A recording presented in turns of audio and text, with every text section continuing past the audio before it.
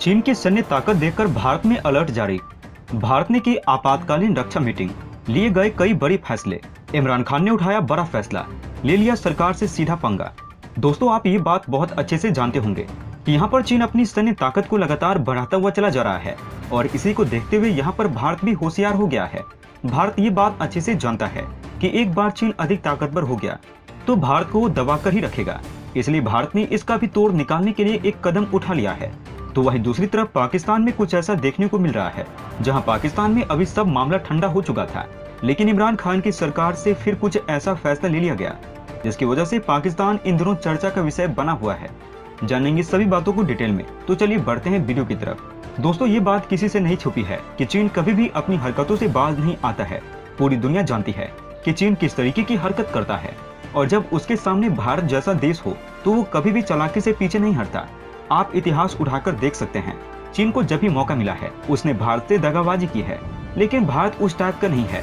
भारत ने कभी भी चीन को नुकसान पहुंचाने का नहीं सोचा, लेकिन यहाँ पर जब भारत को चीन द्वारा नुकसान पहुंचाया जाएगा तो भारत नुकसान उठाने वालों में से भी नहीं है। यहाँ पर भारत चीन को उसकी ही भाषा में जवाब देना अच्छे से जानता है। दोस्तों, आप ये बात अच्छे से जानते होंगे कि चीन अभी भी किसी और देश से टक्कर नहीं ले रहा है। चीन का इस समय सिर्फ और सिर्फ एक मकसद है और वो है अमेरिका से चीन अपने आप को बराबर कर ले। इसलिए वो लगातार अपनी सैन्य ताकत को बढ़ाता हुआ चला जा रहा है और कहीं न कहीं चीन की सैन्य ताकत बढ़ना भारत के लिए चिंता की वजह है। दोस्तों, इस समय चीन का सिर्फ और सिर्फ एक मकसद है, वो अमेरिका जैसे सुपर पावर की तरह अपने आप को भी ताकतवर बनाना चाहता है और यही वजह है कि यहाँ पर चीन की ये सोच कहीं न कहीं भारत को भी नुकसान पहुंचा सकती है। इससे भारत को भी खतरा है, इसलिए भारत को भी इसको देखते हुए अपने आप को लगातार मजबूत बनाते रहना होगा और भारत ने इस क्षेत्र में अपना काम करना शुरू कर दिया है। इसी को देखते हुए यहाँ पर भारत के रक्षा मंत्रालय की तरफ से एक बयान सामने निकल के आया है जिसमें रक्षा मंत्रालय ने कहा कि चीन अमेरिका की बराबरी करना चाहता है और चीन की यही सोच कहीं न कहीं भारत के लिए खतरा पैदा कर सकती है। इसी को देखते हुए भारत के रक्षा मंत्रालय की तरफ से कहा गया है कि भारत को भी इसको लेकर एक बड़ा कदम उठाना होगा। आपको बताते चले कि ये सभी बातें रक्षा मंत्रालय की तरफ से कही गई है और भारत ने ये चर्चा वायुसेना को दिए जाने वाले बजट पर की है, क्योंकि यहाँ पर अब भारत को भी अपनी सैन्य ताकत जल्द से जल्द बढ़ानी होगी। इसी को देखते हुए यहाँ पर कुछ लोग का ये भी मानना है कि भारत के पास अभी जितने फाइटर जेट हैं वो दुश्मनों को नुकसान पहुंचाने के लिए कम भी पड़ सकते हैं। इस बैठक में भारत के सामने जितनी भी चुनौतियां रक्षा के क्षेत्र से लेकर आ रही है उस पर भी बात की गई है। यहाँ पर बताया गया है कि इंडियन एयरफोर्स को दुश्मनों के फाइटर जेट के मुकाबले लंबी दूरी के हथियारों की खरीद करनी होगी। इसको देखते हुए यहाँ पर अतिरिक्त धन की जरूरत पड़ेगी, इसलिए यहाँ पर ये बैठक में वायुसेना के रक्षा बजट पर भी बात की गई है और देखा जा रहा है कि यहाँ पर जल्दी हमें सुनने को मिलेगा कि भारत सरकार ने भारतीय वायुसेना का बजट बढ़ा दिया है। रक्षा मंत्रालय की माने तो यहाँ पर भारतीय वायुसेना के पास वायुसेना की 32 स्क्वाड्रन ही उपलब्ध है और भारत को दुश्मनों से बराबरी की टक्कर लेनी है तो इसके लिए भारत को 42 स्क्वाड्रन की जरूरत पड़ेगी और एक स्क्वाड्रन में 18 विमान होते हैं। इस चीज से आप इतना तो अंदाजा लगा चुके होंगे कि भारतीय वायुसेना को अभी भी 118 विमानों की जरूरत है।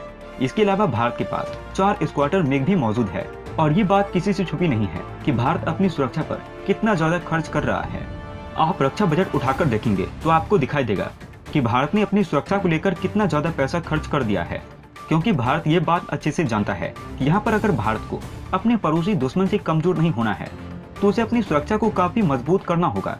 लेकिन यहाँ पर अगर चीन के रक्षा बजट की तरफ आप नजर डालेंगे तो आपको दिखाई देगा कि चीन का रक्षा बजट भारत के रक्षा बजट से 3 गुना ज्यादा बड़ा है।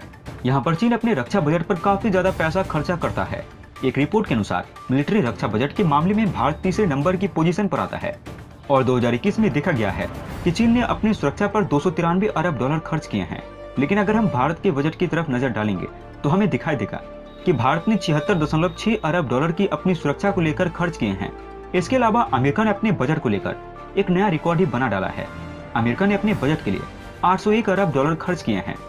इस चीज से आप इतना तो अंदाजा लगा सकते हैं कि अमेरिका अपनी सुरक्षा को लेकर कितना ज्यादा चिंतित रहता है और लगातार देखा गया है कि अमेरिका अपने रक्षा बजट को बढ़ाते हुए चला जा रहा है, क्योंकि अमेरिका ये बात जानता है कि चीन जैसा देश उसे टक्कर देने की होड़ में चल चुका है।